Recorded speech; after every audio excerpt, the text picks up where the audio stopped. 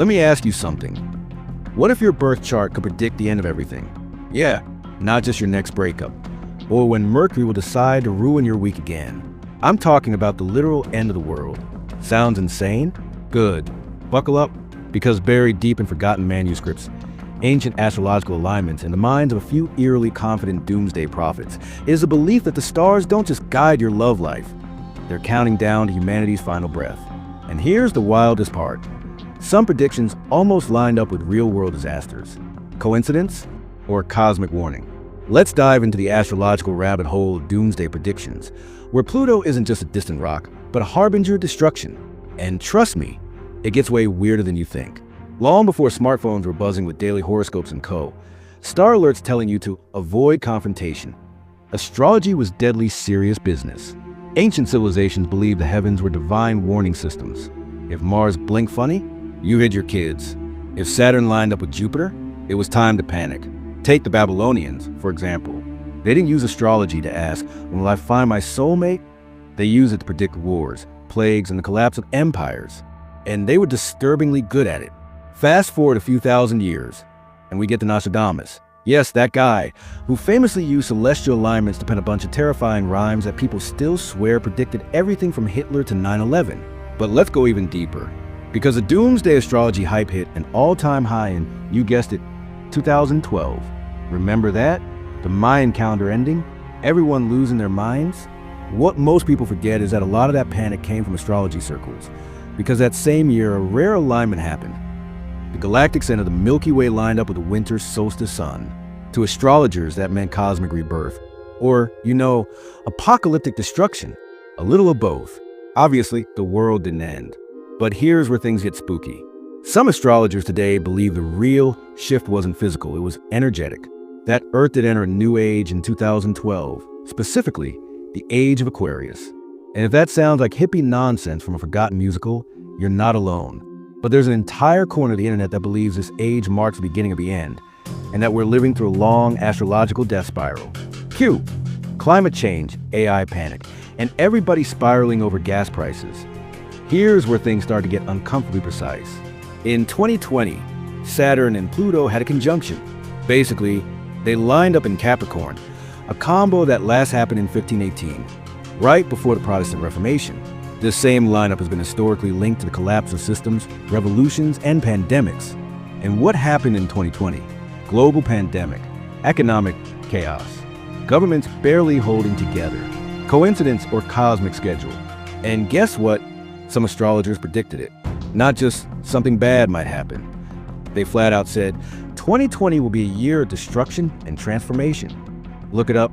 It's all there in Twitter threads from 2019.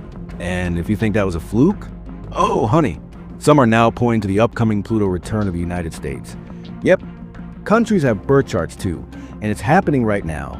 The last time Pluto returned to the same position, it was when America was founded, 1776, the birth of the nation. Pluto, astrologically, symbolizes destruction and rebirth. So these sky watchers say, America isn't just in trouble, it's being reset.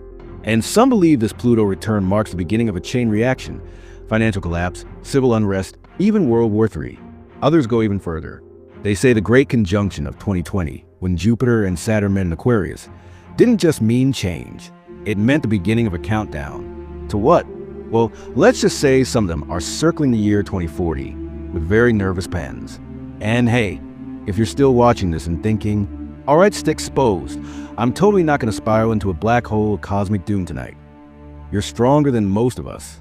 So while you're at it, give that subscribe button a quick poke.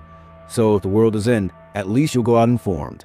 Oh, and drop a comment with your zodiac sign, so we know which signs are statistically the most doomed. Now, where were we? Ah, yes, death by moonlight. You see, astrology isn't just about planetary alignment. It's about cycles.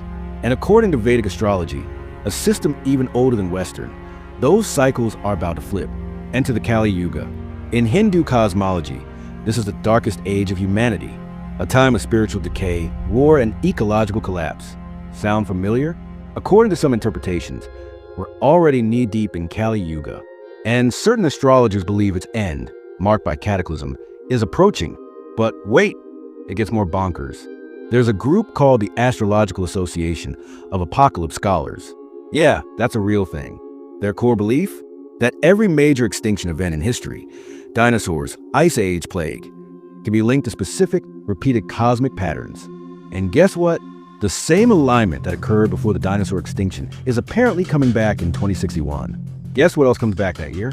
Halley's Comet. According to some, it's not just a harmless sky rock.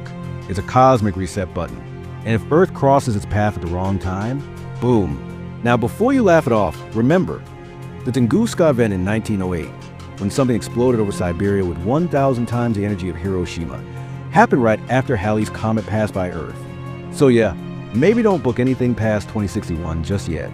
So, is astrology actually predicting the end of the world? Or is this all just really dramatic space fanfiction with a sprinkle of cosmic anxiety? Let's step back for a second. Astrology at its core is symbolic. The planets aren't shooting laser beams at Earth.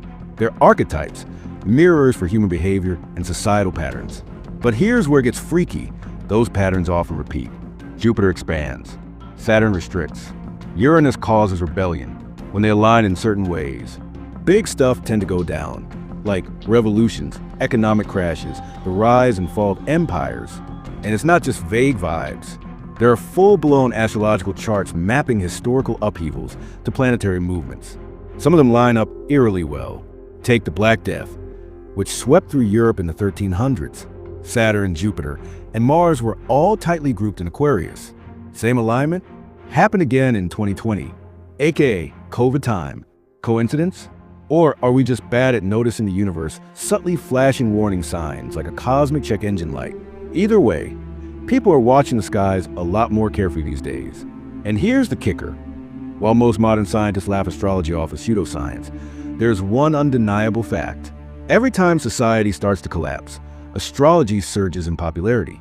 During wars, pandemics, financial crashes, when people feel powerless, they look up, they want meaning, a pattern, a reason, and sometimes the stars provide it.